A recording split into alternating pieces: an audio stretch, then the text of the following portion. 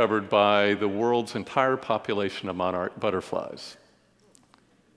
And when the morning sun hit the trees, they exploded off in an orange cloud, and you could hear the sound of millions of wings fluttering at the same time. Scientists there told us that normally that population covers 12 acres of ground. And this year it covered only 5. They surmised that it was because of changing weather patterns in northern US and Canada. Worse still, the week before we arrived, a freakish storm inundated the mountains and the volcanoes, causing mudslides, killed 41 people, and destroyed the 300-year-old town of Angangueo at the foot of this volcano. And the population suffered a 25% mortality rate compared to the annual average of 7. What annoys me about the climate change science skeptics is that they point to the lack of precision, the lack of certainty. The reality is it is, in fact, the uncertainty, the range of scenarios from the merely worrisome to the catastrophic that impel us to act, not because of certainty, but to manage the risk. I started off in this field for 2 very strange reasons. One is, starting when I was a little boy, I got up at 4 in the morning every morning. How many little boys do you know who do that? I ended up wandering around, listening to things, watching the world, listening to the world wake up before any of the adults were awake, and often running outside to see what in the world was making that sound. I also grew up singing, and to this day I experience the world through sound. It was, the sight of the butterflies was amazing, but the sound was breathtaking. So I've learned the songs of all the birds of North America, walked through woods, and I experienced it through my ears. And I consider it to be an amazing privilege to be part of an organization that is full of people as crazy about nature as I am. Organizations, I've often said, their basic DNA is baked in at the moment that they are born. And WWF was born 50 years ago to save magnificent creatures in places far, far away. To this day, we do unbelievably sophisticated work with 5,000 employees, 5 million members, working in 100 countries. We do our best to tell everybody about the amazing sophistication of our work, and yet when I show anybody our logo and ask them what we do, they almost always say, "Oh, you're the nice people who save fuzzy animals." And so this logo basically tracks us all around the world. It reveals how we began our work, but the history of conservation, in fact, the evolution of conservation, which is what I want to tell, is a lot more complex than just saving nice, fuzzy animals, although that's the reason we do what we do. In fact, it is amazing creatures like the tiger, whose populations have dwindled to 3,000, who are now at the risk of extinction, and whose preservation requires an unbelievable array of techniques and strategies that symbolizes what I want to talk about today, which is, even though we started saving species and their habitats, we've now backed into an array of other things that we have to do if we're going to save the tiger. We almost always start off when we enter a place looking at a particular species. And as is the case of the entire conservation community, we end up working on their landscapes. And you end up picking up a whole array of other species. And now increasingly we've realized that unless we capture the economic value of these places, from the carbon they contain, to the water they purify, to the pollination they provide to crops, they're not likely to remain around forever, and in fact, it's this final connection to people that is the essence of what we do, is making the connection from that tiger to the everyday lives of everyday people. So, if you take this triangle and you turn it on its head, it basically epitomizes what we have to do to save tigers. From species work to work in communities to work at a national level to work finally with markets. Not that we trust markets much anymore, but they're important, and they're certainly important to the work that we do. We try to do all these things in all the places we care about around the world. What's interesting is the shift from the old days, where a group of people in the US and Europe can ship money far, far away to save something. Now, if you want to save that thing, you need to look in the mirror at your behavior back home. Because the world is not just hot, flat, and crowded. It requires us as an institution to knit together all these things, and any institution that wants to make a difference needs to do the same.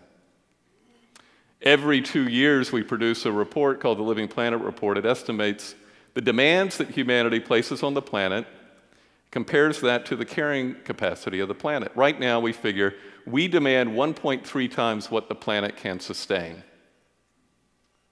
We estimate if China catches up to the US standard of living, it will require 2 planets.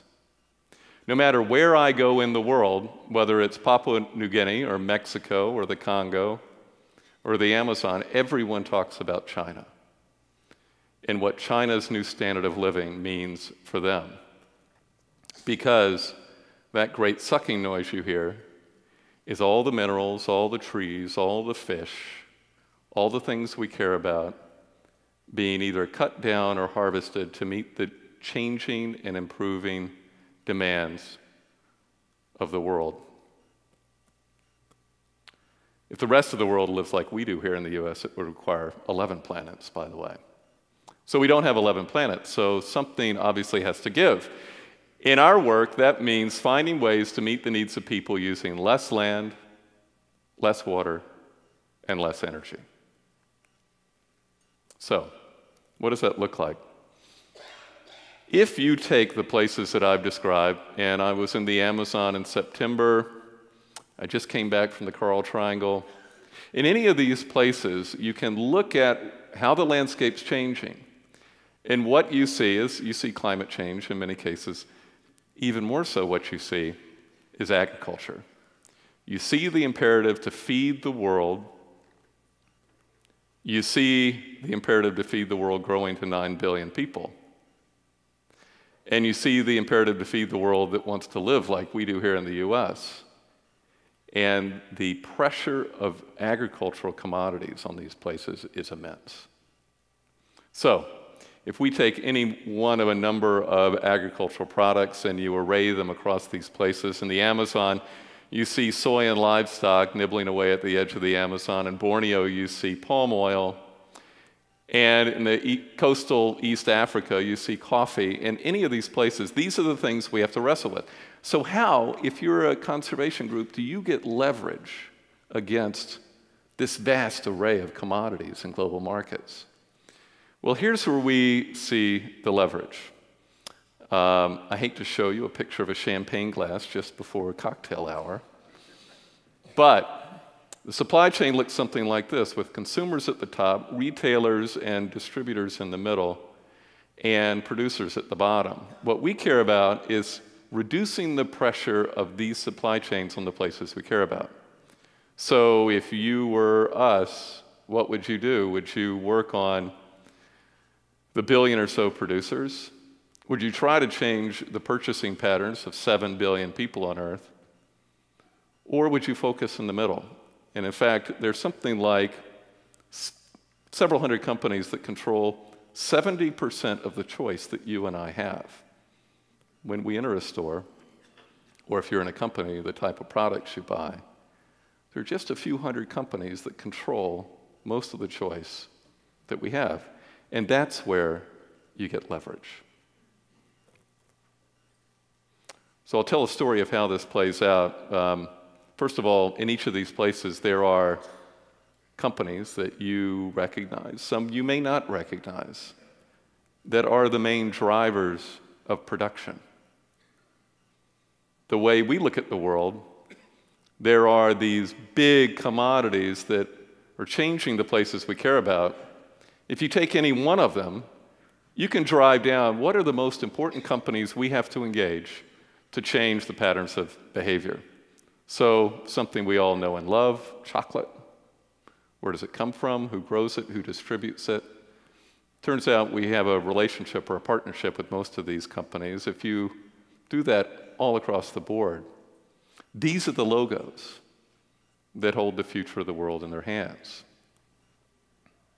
Anytime I show this to a corporate CEO, they shudder to see their logo on this screen, because all of you who've been in business know that your brand reputation is everything.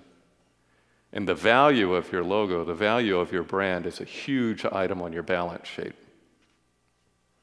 So, let's look at the Amazon. WWF, along with the World Bank, the Moore Foundation, the government of Brazil, in the year 2000, did something very important. We dreamed of creating a system of parks the size of the state of California. And if you run the clock forward to 2007, I want to show you what's happened. Keep an eye on the red. Those red areas on the map are deforestation, driven mostly by livestock and agriculture, driven mostly by the demands of the world. And we have a lot to be proud of in creating the system of parks. Don't blink. Look what happened from 2000 to 2007. A system of parks the size of the state of California in the heart of the Amazon, forming a green wall against development. This next slide I'm going to show you is why I am not a professional photographer. I took this in September, flying over the edge of one of these reserves, and you can see that they work. The question is, if you run the clock forward 100 years, 200 years, how long do you think that green wall will work? Unless we, sitting here, value what's in the trees, or we value what that ecosystem does for us, or we value the relationship between those trees and the crops grown outside. Funny thing happened. 5 years ago, Greenpeace mounted a campaign against the biggest soy producers in Europe with their biggest buyers, drove those soy producers to work with us and the Nature Conservancy and others to come up with a solution. The solution was essentially to change the way soy was grown in the Amazon. What's driving that? Well, changing consumption patterns in China. As China's affluence grows, they're demanding new forms of protein like pork. Here's pork production, pig production in China. Here's soy production in China. Guess where the remaining soy comes from to feed the pigs? Comes from Brazil. Here's Brazilian soy production. So if you want to save the Amazon, you've got to go to China. You've got to go to Europe. You've got to go to other places. This is what agricultural production looks like in Brazil right now. It's a huge process in which those machines that go through to harvest the grains are followed by those that are planting next year's crop. Here's what happens over time when that's done in a way that's unsustainable. Deforestation leading to unsustainable agricultural practices, leading to more erosion, and the good news is that there are practices that use less land, less water, less energy. It's just they're only used by the most progressive companies. If we want to move those companies, we need to deploy information, the power of the consumer, and partnership and persuasion. So in the case of soy, Greenpeace raised this issue. They declared a moratorium. These biggest companies declared that they would not sell another bushel of soy that involved cutting down a tree in the Amazon. This past fall, I visited cattle ranches and the biggest slaughterhouses. Similar thing happened. They have committed a moratorium on selling a single side of beef that required cutting down a tree. So, what this means for us is looking at commodities in a different way. Traditionally, you bought and sold an ear of corn based on how it looked. Now, we're beginning to embed all these values in the supply chain and the information that big companies use to buy these things. So they're demanding not just the physical appearance, but these qualities that go into growing an ear of corn or a bushel of soy or whatever it happens to be. And the one that's the hottest value right now, of course, is carbon. So, this is how I begin every day. I wake up early in the morning. I'm the first customer at my local Starbucks. I order a grande wet cappuccino. It's a glorious way to start the day. But if you only knew what went into making this cup of cappuccino, it in fact requires water, coffee, sugar, milk, paper, and plastic. Not just to make the coffee, but the milk, the cup, everything that goes in it. If you look at the amount of water that it takes to produce that cup of coffee, you would think it would be a little less than a liter. But in fact, when you add up the amount of water it takes to produce the lid, the cup, the sleeves, the sugar, the milk, and the coffee, it takes 300, well, greater than 200 liters of water to produce that one cup. So, if we begin to look at the cup of latte differently, if we can convince Starbucks to do the same, then we're on the way to creating more efficient agricultural practices that are so essential to the things we care about. So, the more we can look at commodities and all the things they contain, from the physical values to these intangible values, the more we can use the information we heard about earlier today, the more we can use the arguments that so many of the speakers have talked about, then the more our consumption patterns can be a part of the solution.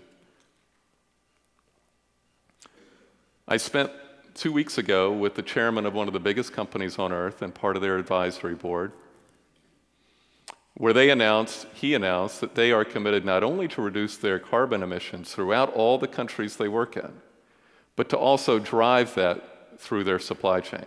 Now, why do companies do that? One reason they do it is because of regulations, either in the US or other countries. Another reason they do it is for reputational issues, the license to operate in countries abroad. Increasingly, they do it because they save money if they do it right.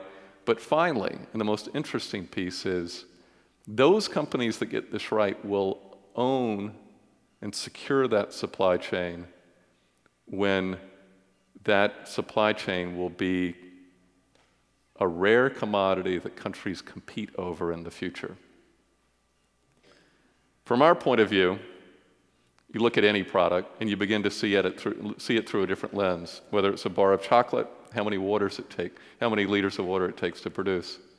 Sugar, a tomato, wine, a hamburger, even a pair of shoes. At the end of the day, for us, for me, finding a way to look at those things we consume and all the values they contain will be fundamental to saving those things we hold most dear. Thank you very much.